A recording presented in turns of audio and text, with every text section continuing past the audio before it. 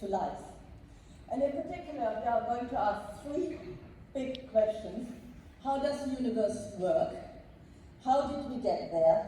And are we alone? And to answer these questions, we propose the Origin Space Telescope, which is a far mid-infrared telescope with a large 5.9 meter cooled primary mirror. And my name is Martina Wiedner. I'm from Paris Observatory, and I'm part of the Origins study team.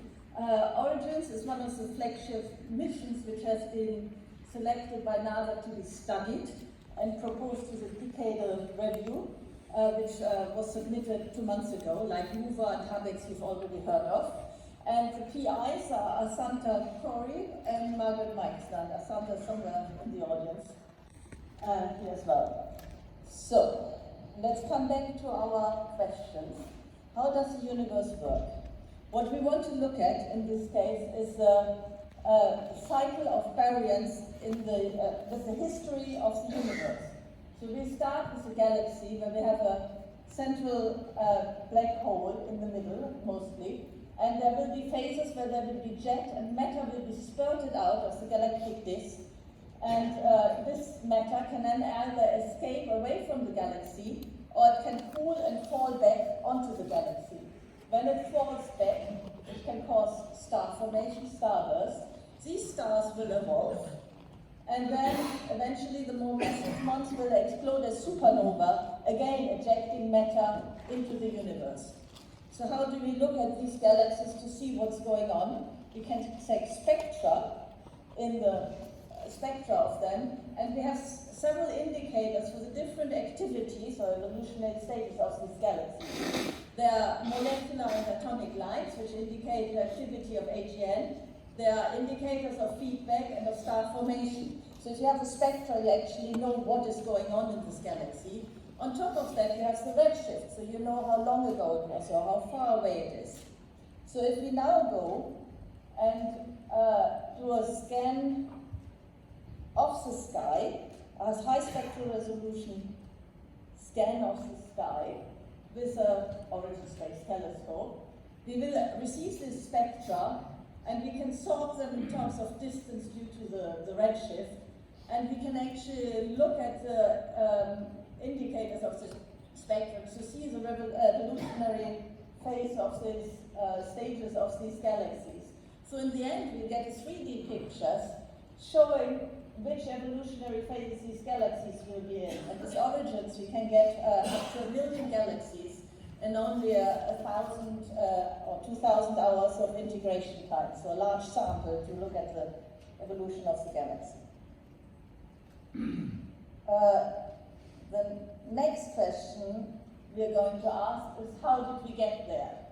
There, we will pick out one fundamental element. It's already the exoplanets people have told us, that to have life, it is believed that you have to have had water as an ingredient. And as Henrik already pointed out, we want to follow the water trail from the interstellar medium, which will actually go in the envelope of protostars, then condense onto protoplanetary disks, then where the water is in debris disks, where the planets start forming, and then, so it's probably hiding behind the ice line here, and then for planets like our Earth, it's believed that water was redelivered by comets from the outer solar system. So with Origins, we can look at this entire history of the water trail. What we've plotted here is in purple the expected amount of water over the different evolutionary stages of star and planet formation, and the symbol of Origins shows you the detection limit. This is measured in water constants as terms of Earth oceans, and what you can see is you can detect the amount of water over all these evolutionary stages. So now, I'm not proposing to do interferometry like Henrik, so we don't have the spatial resolution. However, we can have spectral information. And here we are going to look at one of these protoplanetary disks and see where the emission of the water is coming from and how it's red and blue shifted. So here you have a line which is from warmer water in the close to the center, and as you scan through the disk, you see that actually you get some, will come here, some red shifted and then some blue shifted water as the disk is rotated to as seen by the observer. Now we're going to look at some water even further out. This is cold water, and you see the red and the blue shifted. You see that the two peaks are much closer together than in the inner disk because the rotation is slower. If you are now going to tilt the disk slowly towards us, you will see how the line shapes change as we tilt it. When you are face on, of course, you don't see red and blue shifted anymore. Now we're going to tilt it back, and we see how the spectra of these water lines change. So in other words, we don't have the spatial information, but if we have the spectral information, we can actually deduce with line tomography a lot of where the water is, how the water is distributed, how fast the disk rotates, how it's tilted. So we get a lot of information from that. So now we want to probably know where the water is with respect to the mass of the disk, and Henrik mentioned that as well. Usually the mass of disk as measured in CO, however, the C to H ratio is, well, it's known but not very well constrained. So a better molecule would be HE. So you would measure weigh these disks very accurately with HE, and you get the spectra as well. So this was a trail of water question. So are we alone? That comes back to looking for life on exoplanet, and we had a super introduction this morning. So in this case, we are proposing to do transit spectroscopy of exoplanets around an M dwarf, and it's just a movie to illustrate it. As the exoplanet circles around the stars, starlight will be absorbed in the atmosphere of the exoplanet, and you can actually deduce from that what molecules will be present in the atmosphere of these exoplanets. And you have to do lots of transit to get the required signal to noise to detect these molecules. And then you can look at these molecules, and you have the biomarkers, which are a necessary condition for life, and the biosignatures, which are combinations of molecules which would react with each other unless they are, and would not be detected unless they are replenished, and we believe they need to be replenished by life. So to do this search, we will be based on a very rich inventory of exoplanets we already have now, and we will be getting further on. Of those, we will select rocky ones around M dwarfs, and we'll select of those these ones which have a nearly transparent atmosphere, so that you can go down to the surface of the exoplanet and measure the temperature. We'll retain the exoplanets which have temperatures where there could be liquid water, and then we'll look in those of them for the biosignatures. Good. For all of these questions, we need a telescope. So we are proposing the Origin Space Telescope, which is a far to mid-infrared telescope covering a wavelength range of 2.8 to 588 microns. It's large, 5.9 meters, and it will be cooled. It will be cooled with cryocoolers. I'll come to the cooling in a moment. And we wanted to have a high TRL system which has minimum deployment, so a kind of a low-risk mission. Why do we need to cool it? So if we look here at the wavelength range and the astronomical and the telescope background, so the red curve is the astronomical background, and then you have telescopes at different temperatures, obviously contributing to the background much more in the far infrared than in the near infrared. So if you look at prior missions, they've been quite limited by this telescope background, most of them. And what we want to do with Origin is we actually want to go to the limits we can reach, which is the astronomical background, by cooling it, and by cooling it to 4.5 Kelvin. And these cryocoolers have been developed in the last 10 years, and they're becoming quite reliable, so we are confident it can be cooled. And that would be a significant increase in sensitivity of a factor of 1,000. Of course, this factor can only be exploited if you have the detectors which go with it. So the instruments on Origins, there's 3 baseline instruments.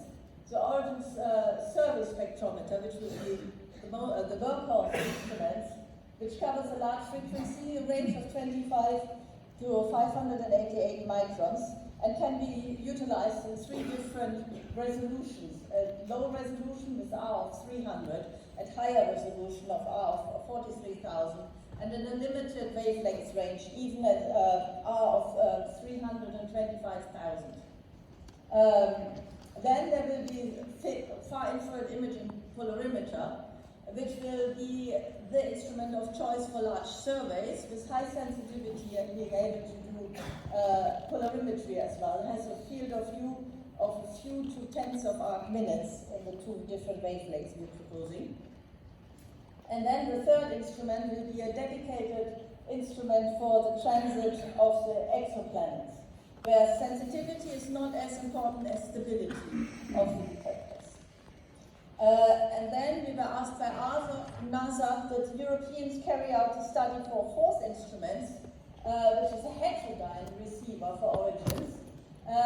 We studied it and we applied it mainly to study the trail of water, so the cover wavelength range of about 500 gigahertz to 2.7 gigahertz, so 111 to 670 micron, and it will be extremely high spectral resolution with 10 to the 7.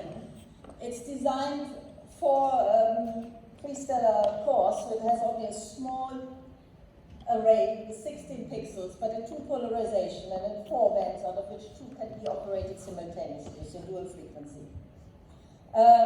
In addition, if you had a heterodyne camera, you can also do interferometry, and we could do interferometry with Earth, so it's a kind of EHT, Event Horizon Telescope, which would give an amazing baseline, of course only one baseline, but then we have the rotation around the sun, so that gives you something, and that would allow to resolve our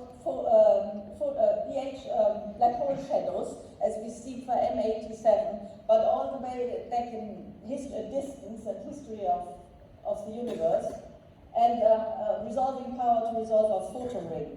Of course, only if you have the sensitivity.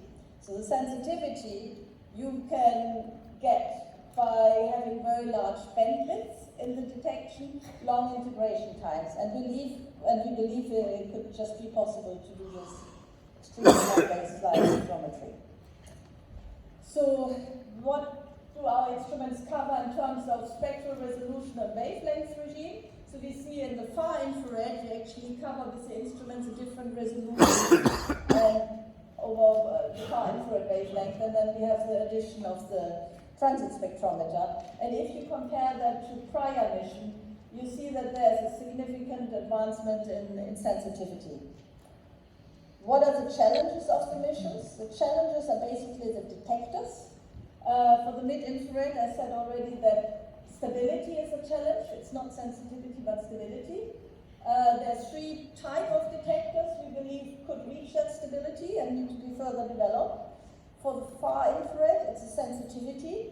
And you have here a plot of sensitivity over time, and you see that there's a constant improvement in sensitivity of these detectors over time. This is what Origins would require to be at the astronomical background limit. Here's a blue point from the Europeans, which actually reached that sensitivity with the detector. So we're confident that we can get there once we work at it. This blue point is only a single detector. We want a race of detectors.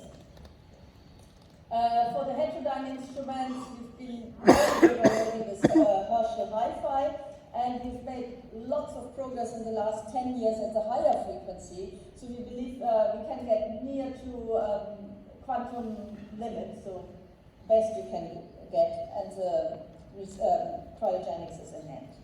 So this is a mission planned to be launched in April, I think 10th, 2035.